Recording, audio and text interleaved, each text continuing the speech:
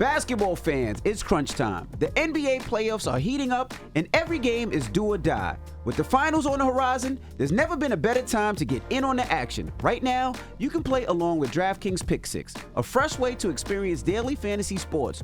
All new customers who pay just $5 will score $50 in bonus picks to keep you locked in all postseason long. Get started is simple. Just download the DraftKings Pick 6 app and sign up with code TBC.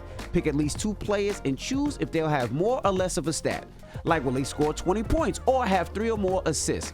Download the DraftKings Pick 6 app now and sign up with code TBC. Only on DraftKings Pick 6, the crown is yours. Wake that ass up. Early in the morning. The Breakfast Club. Morning, everybody. It's DJ NV, Jess Hilarious, Charlamagne the Guy. We are the Breakfast Club. We got a special guest in the building. Yes, indeed. Snoop Dogg. Yeah. What's up, Snoop? What's up with y'all? The icon living, man. How you feel, my brother? Working hard and hardly working. Happy to be back in the Big Apple. Man, you know what I was thinking the other day? I said, man, when Snoop looks in the mirror now, who does he see more, Snoop or Calvin? I think I see a grandfather. Mm-hmm.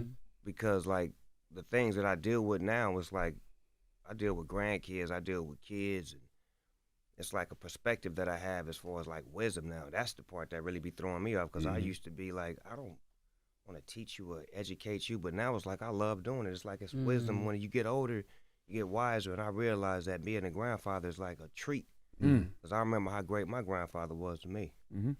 Your life changes a lot, though. I seen your wife on Big Boy, and she was like, Snoop's not allowed to smoke upstairs anymore because that's where the grandkids are. so yeah, life has changed a lot. So talk about that a little bit. Well, adjustments, you know, as you get older, you get wiser, and you got to make adjustments for the situation that you're in. I got a strong-ass wife, you know what I'm saying? Like, she really been holding me down for the longest, and when she say certain things, I don't even go against it. And what's best for the family is what's necessary. And I just love the fact that I'm able to grow in front of everybody's eyes, to be able to look back and say, well, I remember when you was 19 and 20 and you was this and that, and now you're this. Just to show an example of you can do the right thing if you put your mind to doing the right thing. Crips can get old, too. Hey, man. Now, I seen Damon Wayans say that grandkids teach you how you should have loved your kids. Yeah. I say that, too. I say with my grandkids, I do a lot of things that I didn't do for my kids, and I'm more, like, softer on them because I feel like they're precious. With my kids, I was hard on them. And I'm like, man, was I wrong or right for that? Because the way I was raised, you know, you're supposed to put your kids in positions to understand that life is real. Mm-hmm. You don't want to set them up for nothing that's fake. But now when it comes to my grandkids, I try to protect them. So it's like, it's crazy to have that emotion to say, okay, with my kids, I was this way. With my grandkids, I'm like, I'm not going to do that same thing with them. I'm going to make sure that I'm able to love them and talk to them and not argue with them. But me and my grandson, we have had a couple of arguments. My oldest grandson, he got a lot of my DNA. How old is he? 10. And he says what he feels, and he feels what he says. Now, with this album here, Snoop. Is it a crime? Is it a crime? Yeah. I feel like listening to the album, like, I don't know why, but I feel like you have something to prove. Like, you want to prove to people that you can rap and you get busy. Like, you know, listening to this album last night, I'm like, this ain't no just fun Snoop album. This is, I want to show you guys I can spit. I can rap too. You know, I'm a rapper, so we're competitive. So when you're not hearing or seeing, then you get to, you know, feeling like maybe I need to try one more time or get back into what I do. I'm an MC, and I love to rap. I love to make music, and people love my voice, and they love when I make great records. And when I don't make great records, people let me know that as well. So I hear all of that, and it makes me say to myself, I should treat myself like a musician and not like a rapper. Because if you're a musician, you can make music until you die. But when you're a rapper, they try to put a cap on you. So I'm in the musician mind state of, you know, whatever feels good to you must be good for you. And when I make music, sometimes it's good for you. What was Missionary to you? Missionary was Dr. Dre and Snoop Dogg getting together for the first time in 20-some years, allowing Dr. Dre to produce Snoop Dogg for the first time. And what I mean by produce, I mean by producing, like, say, for instance, I was an R&B singer, and they'll present an R&B singer a song and say, I need you to sing this song exactly like that. That's what Missionary was. Songs being presented, spirits of Dr. Dre driving and leading and producing Snoop Dogg for what he thought was best for him at the time.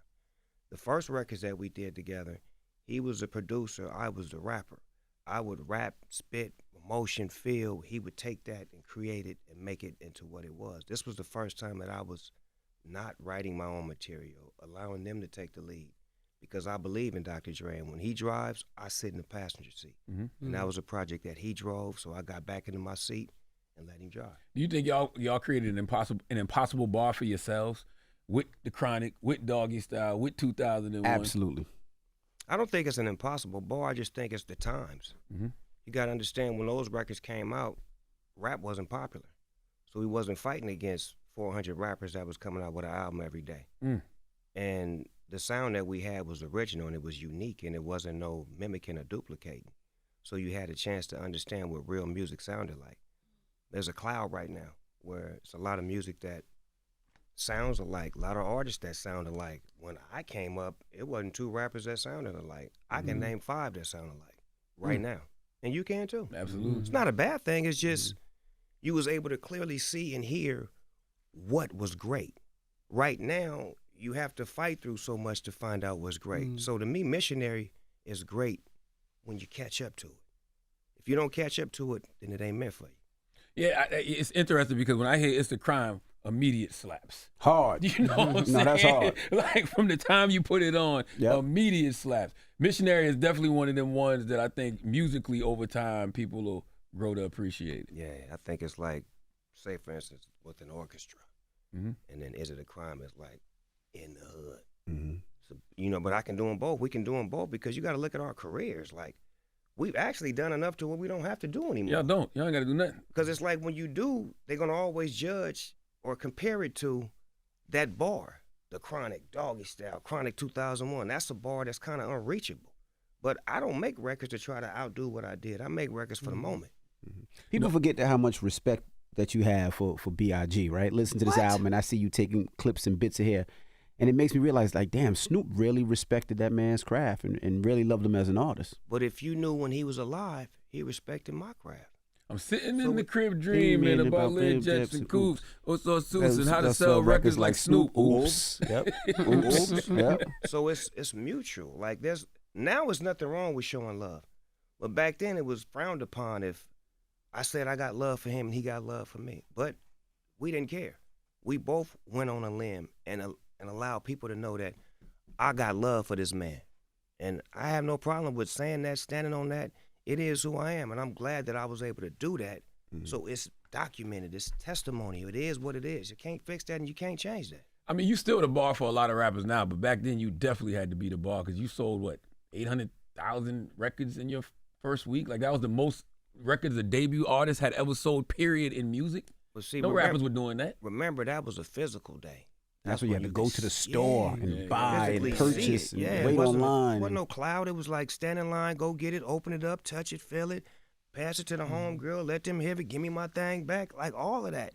Now it's in the cloud. And you did that for 2 weeks in a row, right?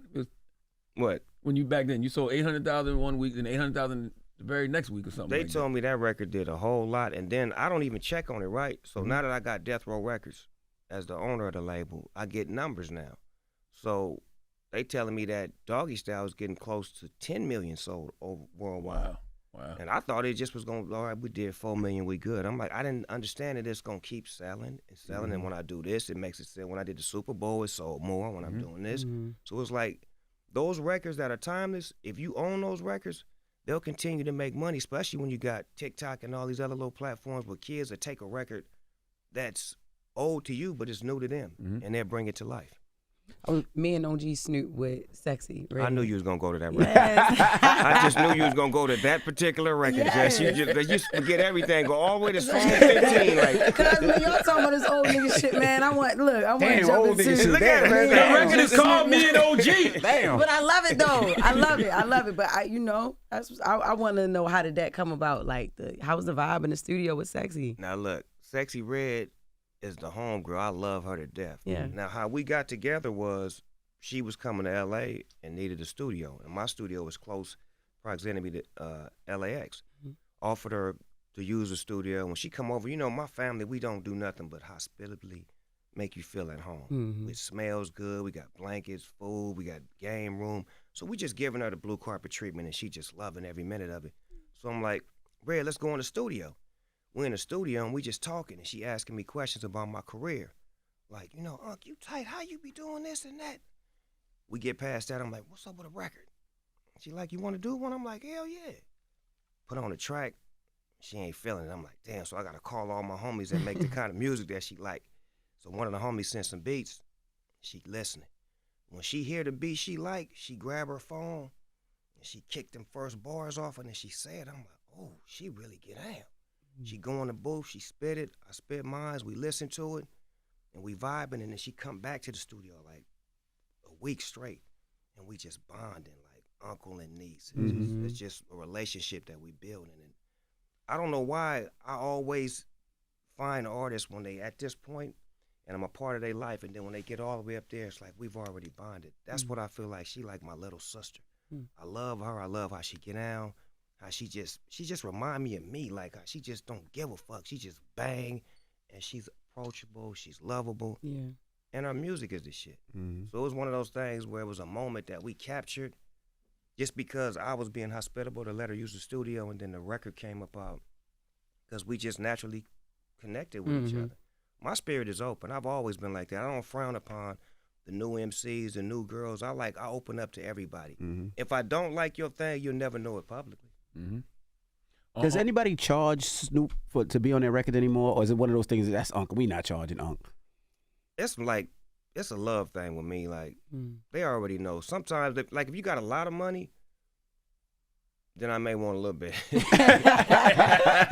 But if you know the label got a budget, that's what I'm trying to say. But if you're one of them artists that's like, you know, you putting it on yourself, you independent, like LoRosa, for example, from the Bay. Salute to LoRosa. Can't wait, y'all got the record. Yeah, can't wait. We got a record with me, and I got a record on his album. No paperwork, no money. That's my nephew. Like, it be like that sometimes. Like, you're supposed to just do that. Because if you love what you do, it ain't always about financial. Sometimes it's about bonding and showing love. Yeah. On West Up, you say, why should I retire? Why the fuck should I retire, homie? It's our This time. y'all time. West Up, nigga. Do you feel like the West Coast is having some type of renaissance right now? Don't you? Yes. Yeah, I mean, I feel like, to me, the West ain't never left, but I've always been a person that... Are you kidding me? There's never been this many West Coast records on radio At one time. And trust me, It's not a lot now. It's just Kendrick. No, but that's just the point. When Dre, Snoop, Tupac, all of us was in our heyday, it wasn't spinning like that. Because it still was some hesitation on, we ain't fucking with them. We ain't playing that shit. Them niggas ain't here. We ain't playing it. Like, y'all know the rule. When they leave, turn that shit off. Now, it's like it stays on. So I'm like, I can't believe they actually really playing. This is what I really love about New York radio. When y'all started opening up to the South, I don't really care about us because we was going to make ours. But when y'all opened up to the South, that made me know that the hip-hop game was expanding because y'all used to shit on them bad. And we they cousins, so we used to feel it the second half of it. So when y'all allowed them to come in and get their expression off, that's when I was like, it's some great things happening in New York because it gives the game a chance to expand and not be trapped. Now look at what hip-hop is now. It's global. But also New York ain't had no choice because New York music started to do this and everybody else started to do that. They ain't had, what else they going to play, Snoop? We was forced a little bit, but you know what? I think New York was so influenced by the South. Right. Like a lot of the artists started sounding like Southern artists. But I'm with you. I just think it's just dope that people get their feelings out and their expressions out, and we can ride to it regardless. So even at the peak in the 90s, right? I don't even want to call it the peak because y'all been going for a long time. But when, you know, it was the Chronics and the Doggy Styles and Pac was out, this moment right now feels not like bigger this. than that? No. Oh. Because we had a bunch of us. Right now it's like K-Dot is standing up top. At that time, we was all on the mountaintop. Like, you got Cube, 40, Show, Dog Pound. This was just a West Coast, every heavyweights. Right now, Kendrick is the heavyweight. So it's like, that's why I'm coming back, so I can get his back to let him know that the OG stand with him and got his back. You understand what I'm saying? That's what we do as musicians. We put our flags down and we let people know that we do make great music representing our coast. But it's not a coastal thing because we make music for everybody. Did y'all ever talk after he dropped Whacked Out Murals? For what? I mean, just to have a conversation? What's there to talk about? That's my little homie. He spoke his mind. He said what he said. Like, and like I said earlier, like, as an older guy, sometimes we don't have radar on what we doing. Just so y'all can know the scenario of what happened. It was a repost from Gin and Juice that Who Kid sent me. Damn, Who Kid? But it had that song in it. Mhm. I don't even know what the fuck the song was. I just reposted on my shit because it's my brand. Then when I get wind of it, naturally, I reach out to nephew, let him know, my bad, I didn't mean that.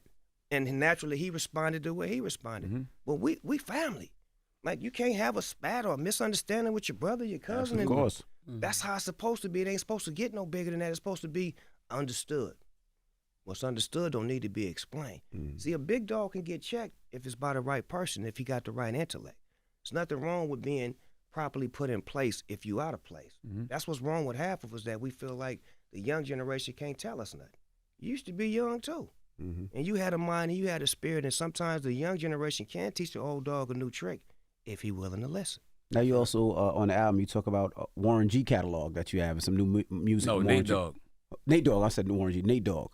You have Nate, so talk about that. So you have how many Nate Dogg songs do you have, and how many are coming out? What's the plan for that? Because you say it on the album. What'd I say? I don't remember the exact line, but you talk about Nate Dogg's having some Nate Dogg music. I said I got Nate Dogg catalog in the pipeline. Mm-hmm. Pipeline. Yeah, Warren G told you to get what's mine. I got Nate Dogg Catalog catalog and pipeline, right. Mm-hmm. So basically what that is, it's more about lining up business for us to be able to own our thing. Nate Dogg's estate is with his family. Warren G's is with his. Mine is with mine. It's just a line of ownership. You understand what I'm saying? Teaching ownership through lyrics. Because a lot of us make records, get our publishing up, and then we sell it. And then we think we did a good thing. And when you sell that, okay, if you get $100 million, what state you live in? Okay, knock off some taxes for that. Okay, how many family members you got? How many people in your family not working? Okay, half that's gone. When you could have been having a pipeline forever, forever and ever and ever that your family can eat off of forever. Snoop Dogg ain't sold his publishing. Snoop Dogg own his label. So it's teaching. A lot of people selling their things, but what does that leave for the generation after you? Like, think about the families that have those names where their family members are still eating. Bob Marley. You can go to the Hiltons. You can go to the Crafts. You can just bigger names. Rockefeller. Waltons. Yes. Yes. Yeah. Where it's like they don't even know their great-grandfather and they eating. Like, it's supposed to be some of that. Because we put all this work in. Now, as an owner, it's my job to make sure that I teach and that I have and that I can show how to leave generational wealth. You know, that song is called Sophisticated Crippin', and you do say Warren G said get Warren G said get what's mine. What does Warren G mean to you? Warren G, probably the best friend that I got that only me and him understand each other. Like, the passion that Warren G has for me and had for me as an artist in the beginning it's like Don King, like a promoter who promotes a fighter, like believing in Snoop before anybody else, and then seeing Snoop do what he does and still having that believability, and watching our friendship grow into like grown men and fathers, and losing people in our lives. You know, when he lost his mom, I didn't understand, but I was there for him. Then when I lost my mom, I didn't understand, he was there for me. There's been certain situations where we have become super close behind tragedy and behind love. And then at the same time, you got to look at this music industry. This music industry is trifling. It's crazy. You think about how he brought me to death row, but death row didn't sign him. That's crazy. So there's a lot of animosity and frustration and anger in him off of that. Not at me, but at the situation at home. And as an artist, if you pushing for me, you want for me to do this. But as an artist, I'm feeling fucked up because they left my homeboy out. So it's like, these are things that we never had a chance to like fully get an understanding on, because it's pain. It's like the pain I had to deal with when I went through whatever I went through. Sometimes as men, we know how to express that, but as a friend, we always there for each other. So if I can make that as the point, our relationship is like that, where it's more getting into life rather than music and fun. I saw something recently, he was doing an interview, and he said he felt snubbed during the Super Bowl performance, but then he also said, I just wanted to be there while they was making Missionary. He was like, I don't want no money or nothing like that. I just wanted to kick it with my people. Well, you know how it is when you're in the studio sometimes. But here's what I want to say. His relationship with Dr. Dre is his relationship. Mm-hmm. His relationship with me is our relationship. When I'm working with Dr. Dre, I don't bring nobody with me. I bring myself, because I'm not responsible for nobody but me. Now, if Dr. Dre wants people to come, that's his job to say, I need this person and that person. I've always been that way when it's time for me to do a job. I don't like bringing shit to the job that I'm going to be accountable for. All I can be accountable for is me. So when I come to work, I show up by myself. When I work with Pharrell, by myself. Dr. Dre, by myself. Certain motherfuckers, I don't bring that with me because I don't know what you going to do or how you going to act. So when I'm going to work, when you go to work, who you bring with you? Just my brother. Who you come to work with? Myself. God. Hey, see what I'm saying? So it's like, imagine you got to go. I'm finna go to work right now. Y'all come on. How much work you gonna really get done? Yeah. You know, I wanted to ask, you know, as an OG, you know, back then dealing with the press and public was easier, right? It was magazines, Channel 11 News is gone. But now you got social media. So when you look at all the stuff that you do, you know, whether it's the football league that got so many kids in the NFL and the give backs, you know, and all the things that we can go on and on and on. And then you hear people's opinions on when you did the crypto ball. Does that bother you? Nah, I call it 30 for 30. And let me explain that to you. I DJ'd at the crypto ball for 30 minutes. Made a whole bunch of money, made a lot of relationships to help out the inner city and the community and teach financial literacy and crypto in a space that it don't exist. That's 30 minutes. 30 years, Snoop Dogg been doing great things for the community, building, showing up, standing up for the people, making it happen, being all I can be. So which one is it? 30 for 30. 30 minutes or 30 years? Oh, is it a crime? Nope. I hated that, man. I ain't gonna lie. I hated how they came at you. And I love how my people defended me, but I didn't give y'all no ammunition. Meaning that I never said nothing. So it was kind of becoming like, damn, man, y'all keep riding on Dog, and man, I ain't finna have that. Y'all can't, but damn, he ain't said nothing. So it's like, I can't fight for another man that ain't gonna fight for itself. So tomorrow, is it a crime? I'm fighting. You know, and then they kept taking the video saying, well, he said this about Trump back then, but then he DJ. But it's not, you didn't endorse nobody, you just you DJ the party. But those are bots. And then it's entertainers who was getting behind it and trying to make something out of it, which to me is like, most of those guys, they live off of the internet and live off of that energy. The things that I do, even if I would have done it for him and hung out with him and took a picture with him, can't none of you motherfuckers tell me what I can and can't do. But I'm not a politician. I don't represent the Republican Party. I don't represent the Democratic Party. I represent the motherfucking gangster party. Period, point blank. And G shit, we don't explain shit. So that's why I didn't explain. That's why I didn't go into detail when motherfuckers was trying to counsel me and say he a sellout. Even on my Instagram page, like after that, I would post shit and I'd see motherfuckers like, oh, he a sellout. You know what I would do? Jump right in their motherfucking DM with a video. You bitch ass nigga, what's happening, nigga? Shut your bitch ass Snoop up. Dogg, nigga, what you want to do? And guess what they would do?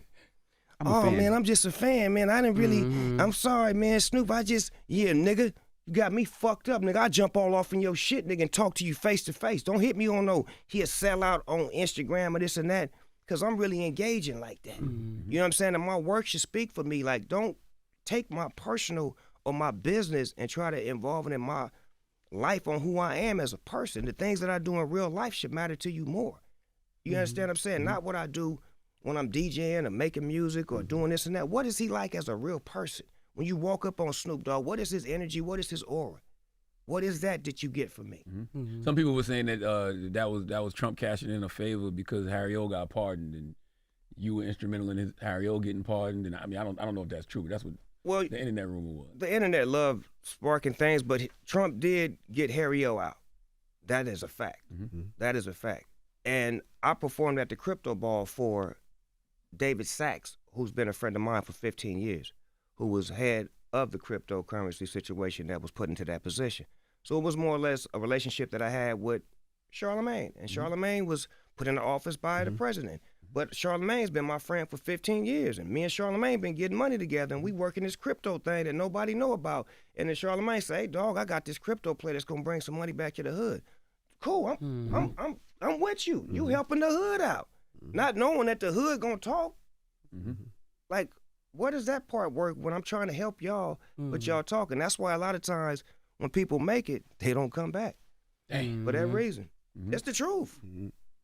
Yo, I love it. You got so many business ventures, yo, like limitless, right? How the hell, what made you say, like, I want a hockey team? I want to own a hockey team. How, It's different, Jess. You got to think out of the box. They ain't going to let us own no football team or no basketball team. So I got to go in an area where I could possibly actually own a lot of it. You know, the people that own teams in those worlds that I just said, they don't own 50% of them. They own pieces, little small increments. I'm trying to get 60, 70%. yeah. So that way it's really a ownership. You know what I'm saying? And I looked at that sport as, wow, that's a great sport that nobody's paying attention to, that has not been brought to that level. There's no star power there yet. I've always thought about businesses and places that haven't been affected yet. I don't want to be in a lane where it's already working. We want to go somewhere where it ain't working so we can create a whole new avenue. Do you understand hockey? Do you watch hockey? Or? Oh, yeah. Man, I've been part of hockey for like 13, 14 years, like going to games. They have me calling the games. Like in L.A., I'm the whole thing at the Kings games. Well, are you surprised of how far this kid from California went?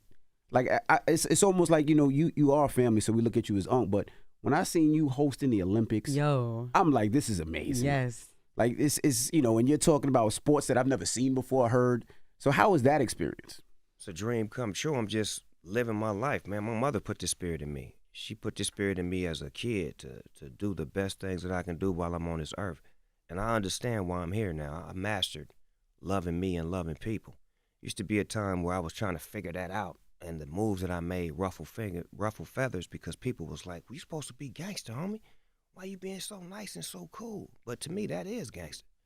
You know what I'm saying? Gangster ain't pressing nobody, smashing on somebody, because we know the results of that. Gangster is being approachable, lovable, and still being respectable. What part of your story do you think people misunderstand the most, and do you even care to correct them about it? I don't think there's no misunderstanding in my story. I think there has been transparency from day one with me. I've been an open book. That's why people love Uncle Snoop, because they can touch him. Like, when they start calling me Unc, that shit blew my mind because I was still in, like, my 30s. I'm like, why these niggas calling me Unc? But I had to understand that anytime somebody was my uncle, I fucking respected them. If I called you Unc, I respected you. Charlie Wilson was the first person I called Unc in this industry. Uncle Charlie. And I started to feel like, damn, am I becoming him? So it was more about respect and understanding that when you love yourself, people will love you back. And be a vessel of information. Don't be disgruntled because you got done wrong or you didn't get this. Show them how to do it and show them how to get it right without running into them same walls you did. Man, we watched you evolve. It feel like we watched you live so many different lives. Was there ever a version of you that was hard to let go of? Yeah, I think that gangster shit was hard to let go because I was fooled. I was fooled to thinking that it was making me who I was. And I was like, there was so much shit happening around it. And when I had to make a decision of, okay, I can't live like that no more, it was kind of hard to let go because it meant that I had to let the homies go. I had to let them relationships go. Because if you're going to cut ties, you got to cut ties with it all if you want to separate. Did they understand that? No way. Dang. No way, no understanding. But you teach understanding by being an example. Now they fully understand it. I got homies now that did 20-some years that when they get out, all they want to do is right. I got homies that went in as real riders and bang, bang. When they get out, they want to do the right thing. They want to, dog, how you do it? How do we live right? I'm going to school. I got a bike. I'm riding, getting my education. I'm trying to get me a degree. Like, these is real bona fide gangbangers that my example is showing them that they can do something. So that means the world to me. On the album, you talk about one of your biggest regrets was not squashing out things with Pop. Yeah. That still sits with you to this day? It do, because he was really my friend. And, you guys, sometimes motherfuckers be talking like they don't really know, but that was my friend, and he was, like, dear to me. And anytime you got a relationship with somebody and it's like, it's working, it's going good, and then y'all get an argument, then a nigga die. Like, come on, man. I didn't even get a chance, whether I was wrong or right, just to be able to get that follow-up because that's how we was. We would always follow up or either have some sort of, connection. And I didn't get that. And then it was a lot of turmoil, and then the death row niggas was hating on me and this and that. So it kind of like pushed the spirit in a different way. But the beautiful part was his mother was still here. And I got a chance to hug her and talk to her and get, the approval from her, which was his spirit, because he was always connected to her. So that gave me half clarity on where I was with him, because his mother always had love for me. I guess you're speaking about forgiveness. Is forgiveness something you give easily, or something you struggle to offer even to yourself? I'm a Libra, so I forgive very easy. But it's a time when my forgiveness runs out because I'm so forgiving. And it's like, you can't just keep using me knowing that I'm going to always give you that. At a certain point in time, I got to put the wall up to let you know that I forgave you. It's in God's hands now. How do you even forgive yourself for stuff? I just live. That's what we're supposed to do. I know I'm going to make some mistakes every day, and I know I'm going to get it right every day. It's just a matter of how many times I'm going to make those mistakes and how many times I'm going to get it right. Was the record My Friend, was that hard to write? Oh, my God. Wow. Denon Porter sent me that record, and when he sent it to me, he was crying on the track. You could hear him crying like before he do his hook in certain pieces. And it took me like 6 days to even write my first couple of lines. And then when I wrote them, I went in the booth, and I was like, my spirit was like sad. I was like, I can't be crying singing this song. So then I got my spirit right, put the lyrics down, and then I sent it to Denon. And he tells me, man, I didn't tell you, but I lost my brother too, right after yours. And I'm like, damn.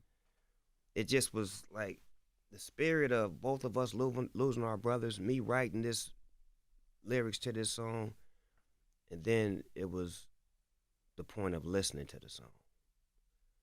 I swear to God, man, I cried. Like the first 20 times I heard this song, it was one time I was listening to it, and my wife was in there with me.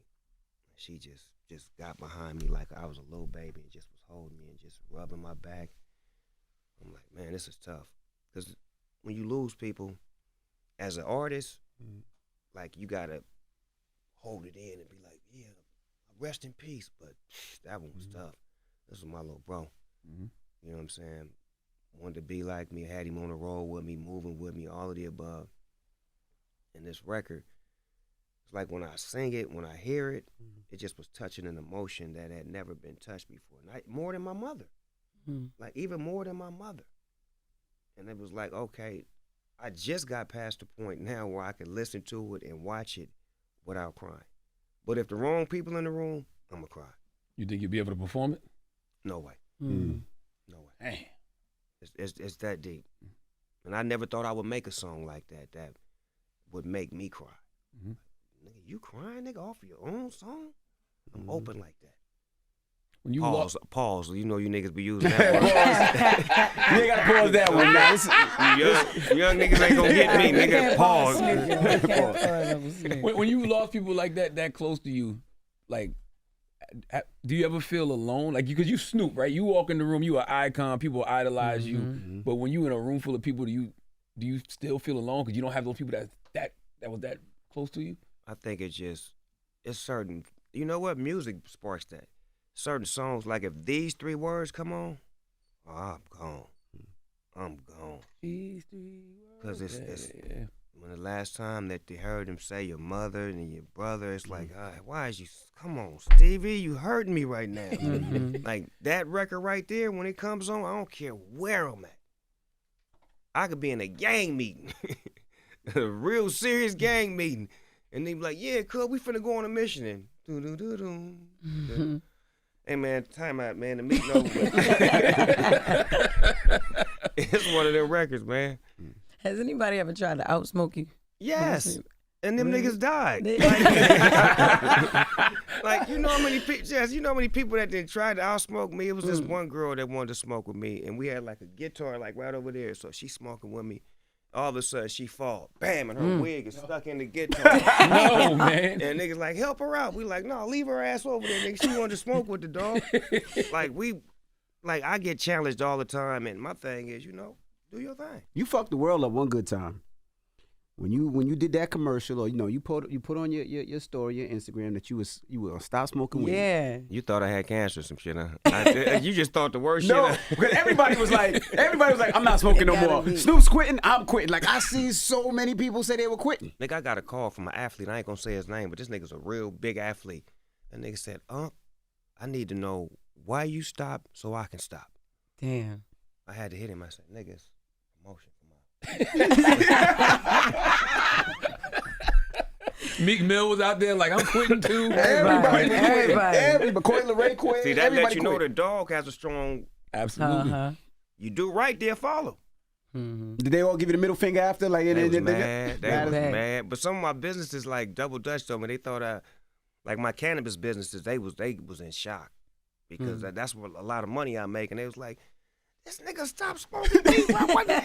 And I didn't tell them shit though. So when they finally got the word, they was like, oh my God, we thought we was gonna lose the business. I'm like, nah, just work with it, dog. So I don't tell all my team what I do sometimes. Sometimes I'm just a spontaneous type of person where I gotta I'm instinct. I'm based off of instinct.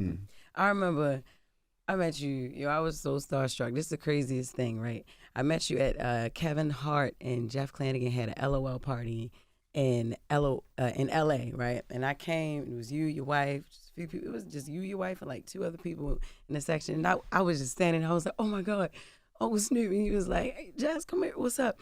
And then I tried to be like cool and hit his blunt, yo. I was stuck right there the whole fucking time. Stuck on stupid, just They there. left, him and his wife left. I'm still in the section. still talking to stupid nigga. shit. I swear, yo, I was like, yo, I know I'm embarrassed as shit. I got so many things I want to ask him, but I can't. I'm too high. That's exactly what the fuck That's I what it's get. supposed to be, Jeff. Yeah, Leave but it you was lit. Stuck like a statue. I was. And And what's you your- didn't come back and get me, yo. They left. They left you. You And I was was just right smoking. there chilling. Wiz Khalifa did that to me Do you one still time get too. high? I'm high as a motherfucker right now. Does it take a lot? Or you? Nah, I mean, I think it's the weed I smoke get me there quick. You know what I'm saying? I smoke Death Row weed. It's available in stores everywhere. One time you told me don't ever smoke moon rock. Oh, please don't. Oh, Nigga, you I'm going still to tell you that again. Nigga, Okay, please okay. don't. That shit got so much shit in it, I don't know what is in there. Yeah. It gets you fucked up. Even Now, I don't that- want to be that high. Yeah. So you do get too high? You ever got too high? Yes, You did? I don't like that. I don't like it at all. And you don't do I heard edibles. you don't like No edibles. way. Yeah. No way. That's all I like is that. I can't be in that's control no more. Yeah. Too long. Take my whole body and just, I Damn. don't like that. See, that's how I get when I smoke. And see, the edibles give me time. The edibles give me time to get goofy. You know what I mean? Your metabolism is different than mine when it comes to intake. Who the hell gave you an edible? You know what? I ate something and didn't know that it was in there. You know, Confused. Oh man, Cookies that's the and- worst kind. You know what I'm saying? People like making shit and nigga eating it. Dog, don't eat that. Why? Oh shit. Fuck. Was it somebody rich that gave you that? Because you know, in the future, if I shit don't go fuck bad with for you, rich- you I can don't just. fuck with rich niggas like that. Oh, okay, you can just sue them. In the future, you can just sue them later. No. You know, Fat Joe. I saw Fat Joe saying, because he got the new pod with him and Jadakiss, and he said Kendrick Lamar surpassed you and Tupac as the most dominant rappers of the West Coast. What are your thoughts? He on can't that? say that. He not from the West Coast. Mm. And that's no disrespect. That's just facts. Like, you can't say that because you're not from the West Coast. You would have to ask the West Coast. Mm-hmm. That's like me coming out here saying that Jay-Z ain't the king or whoop, whoop, whoop, whoop. I don't know who run New York. Mm-hmm. This y'all's. But I do know when it comes to the West Coast, everybody riding with Kendrick, hands down. And it's been that way. So he is the king. Mm-hmm. That is no doubt. He is the king. But as far as what Fat Joe said, you would have to ask the whole West Coast, and the West Coast would have to give you, because you got certain people from the Bay who ride with the Bay. Mm-hmm. You understand what I'm saying? So it's like, we love what we love, but you can't say that if you're not from that. I couldn't come out here and say who's the king of New York when I don't live here and I don't have a personal opinion from the people who actually run New York. Yeah, saying surpassed, that's a strong It word. really is. Kendrick one of them ones, don't get me wrong, but you know, y'all have stood the test of time. Even, you know, Pac is immortal. We Yeah, talking right? about 30 years Yeah. of being on top. Yeah. Not in the middle or down there. It ain't never been a time where I was down there. I've always been up there, even when my records wasn't hot. You think about everything I've done from the Chronic to now. You can go to Dogfather and say, yeah, that wasn't all that, but Snoop still was doing other things. You can go to No Limit and say it wasn't all that, but it was other things happening other than music. So it's always been a moment of he's always been here, and it ain't reliant upon music. So until other things happen outside of music, then we can't use that word surpass. That's just my opinion. Absolutely. What do you hope your grandkids say about you when you no longer here? Thanks for the buildings, the money, the structure, and all that. Well, you know, my oldest grandson, he had did an interview when he was like 8 years old, and they was like, what do you love about your grandfather the most? He said, he pays all our bills. And I was like, that was the greatest answer that I love hearing that from my grandson, because I love responsibility, and I love the fact that they know that I'm there for them. So when they get to a point to take care of themselves, they'll know what it feels like to have somebody who had their back, who was up close and personal, real with them. My grandfather meant the world to me. I used to watch wrestling with him, T-Birds, played the Green Onion, put 45s on for him. All of those experiences that I had with my grandfather, I'm giving to my grandkids, and I hope one day that they say that, man, my grandfather gave me so much to run with that I'm able to make moves bigger than the moves that he made. Do you think you've already fulfilled your purpose? Or are you still searching for what God really put you here to do? I know what I'm here for. I put a gospel album out on April 27th from the spirit of my mother on Death Row Records. Who would believe that? So I understand what I'm here for. I know I'm one of them chosen ones. I know what my spirit is here to do. Been through the fire so I can get to the light. And I just know that I'm being used for a certain reason. I know I'm an angel. I know that they put this kind of pressure on the ones that can handle it the most. I know that what my purpose is. I know why so many people love me and magnate to me, so I do the right things and try to stay on the right side. You know, I do wrong every once in a while. That's part of life, but I try to do more right and try to be an example of what you're supposed to be. Is there a moment you wish you could relive? Not to change it, but just to feel it more deeply. Oh, man. Falling in love with my wife for the first time. That was a beautiful moment right there, man. I have butterflies in my stomach and all kind of stuff.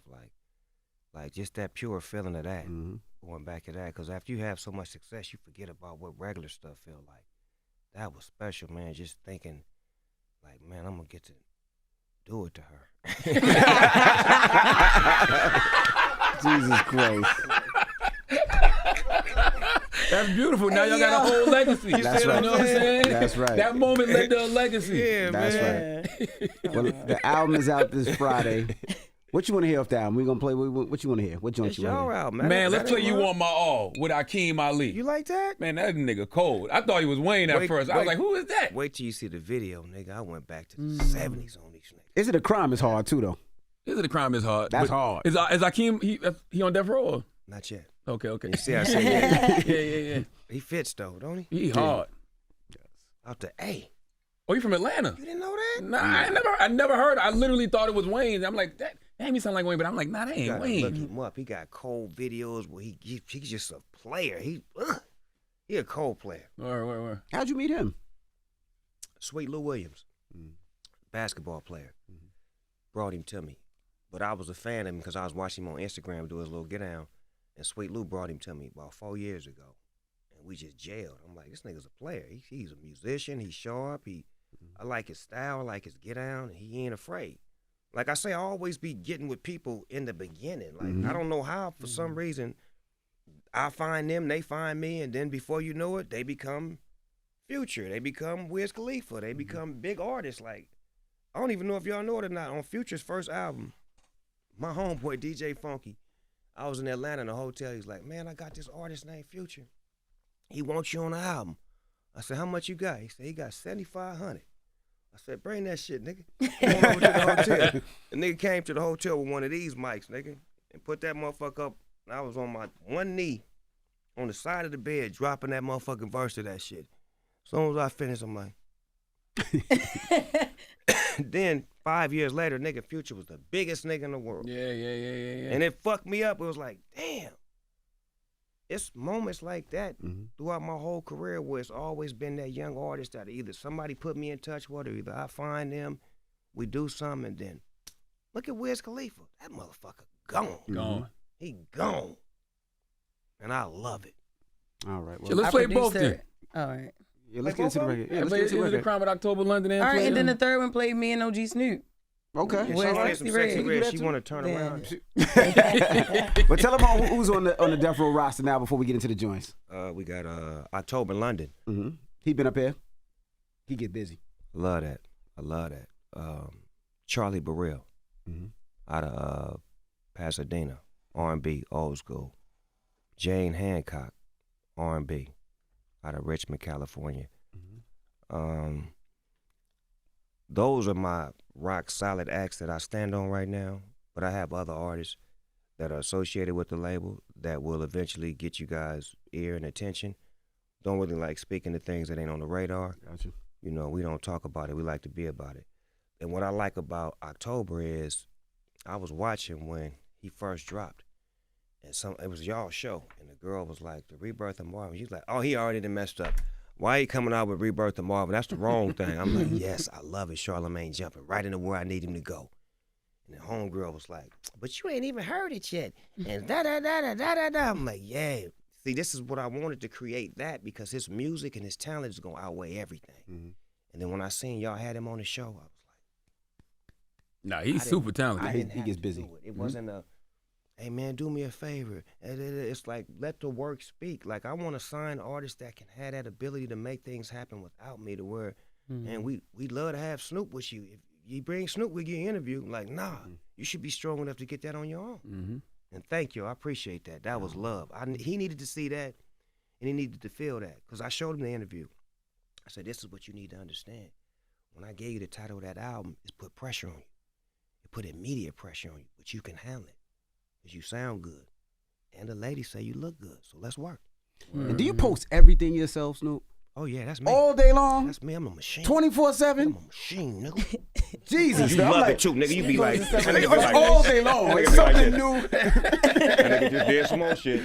Yeah, nigga, that's how I stay active. Okay. All right. They done fucked around and taught me Instagram. See, that's what happened. A lot of those platforms, I don't really know how to work them. But Instagram, when they taught me that shit, in my mind, I said, I don't have a network. I don't have a TV show. This finna be my whole motherfucking network and my TV show. I'm gonna give you every piece of me that you wouldn't imagine. I'm gonna make you laugh, cry, put music on there. Just, if I was a TV network, what the fuck would my TV network look like? It would look like my Instagram channel. Unexpected, but it's some entertaining shit that you can look forward to. But you did just sign a deal with NBC Universal Oh, yeah, that's for different. Death Row Pictures. That's way different. That's Yeah. hello. That's TV. Yeah. Filming TV. Hello. Yeah. Yo, hello. Is the movie? I know the movie was in the works with who was it? Kenya? Am I tripping? Who was it? I forgot. The biopic? Yeah. Nah, the biopic is a motherfucker moving on down the line. Yeah. It's about to happen. Damn. Got a couple of great things that's about to happen. You found the person to play you and everything? Mm-hmm. Okay. He good. New? Right. I wouldn't say new, but he new. All right. Like not new, but he gonna be new to, Gosh. but he good. I ain't Right when forget they- when you put no. She I ain't said, forget, nah. yo, when you posted me with that little ass ponytail, even on your page. I ain't forget that. Come on, Uncle Jess. Snoop. I didn't give you that ponytail. You had me up there. I thought you were going to say, I didn't post that. Blame it on me like I was behind you doing this. Hey, don't you move. Get it. Give me. Hey, yo, I swear, I woke up to so many phone calls. Yo, this nigga, he posted that shit. I'm And only they called me gonna like, hey, post yo, what you give me. Uncle Snoop, yo, Snoop Dogg just posted you with the little ass ponytail. I'm like, damn, right? Damn, I'm just like, I'm I only grew gonna my post hair and what you everything give by me. then. My hair had grown and all Look, that. I and you have just- bad hair days too. It's okay. It's okay. Don't worry about it. Look, long as you real enough to deal with it, that's Period. what it is. I'm the Stand one on that it. posted it first, but you waited till my hair grew a little bit and then reminded niggas That's what I had. said. That was crazy. Come on, man. Snoop got to pee. All right, well, Man. there you have it. Hey, that merch hard too, Snoop. So let me tell you about it. So the album cover, right? Is it a crime? If you notice, you see my wife in the front, right? So for my whole career, she had my back. and this is the first time I put her on the front. She on the cover of this album cover, so everybody can know that she got my back. She with me. She standing by my side. There you go. And now she get to sign. And look at it. She gangbanging. I love it. How much she charge you? Yeah, I was gonna say that. How much she charging? Oh, half. that's why she got her half and I got my half. I love it. You know what I'm saying? Well, let's get into a journey off the album. I want to hear Is It a Crime? Jess wants to hear me and OG Snoop. Charlamagne wants to hear You Want My All. And you know what I love? That everybody want to hear something different. I got a hit. Let's hear it. That's right. Let's get into it now. It's the Breakfast Club. Good morning. Wake that ass up. Early in the morning. The Breakfast Club.